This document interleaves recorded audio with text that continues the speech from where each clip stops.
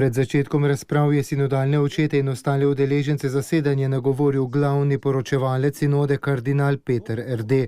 V predstavitvenem govoru je izpostavil izhodiščne točke razprav, ki bodo prihodnja 2 tedna potekale v sinodalni dvorani. Poudaril je, da je evangelij družine dobra novica o milosti, ki jo poklanja Sveti Duh po zakramentu zakona.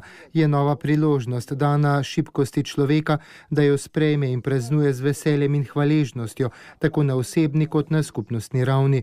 Dolžnost, ki iz zakona izhajajo, seveda ne gre pozabiti, ampak jih izpostaviti kot zahteve daru, ki jih ta isti dar tudi omogoča. V nadaljevanju govora je izpostavljen pomen trdne in jasne družinske pastorale ter med drugim poudarjeno, da je zaročencem treba pomagati razumeti, kaj je zakon v Božjem načrtu. Mnogi se namreč poročijo, ne da bi v celoti dojeli, da zakramentom zakona pred Gospodom prevzamejo odgovornost za sprejemanje in darovanje življenja brez pogojev in zavedno.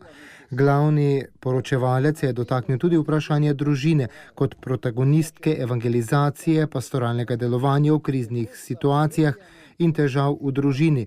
Dlje časa se je zadržal pri težkih pastoralnih razmerah. Za pastoralo je nujno, da osebam, ki živijo ali so živele v težavnih zakonskih razmerah, kjer se skriva veliko trpljenja ter tudi pričevanja o iskreni ljubezni, omogoči nego ran, ozdravitev ter nadaljevanje hoje skupaj z vso cerkveno skupnostjo.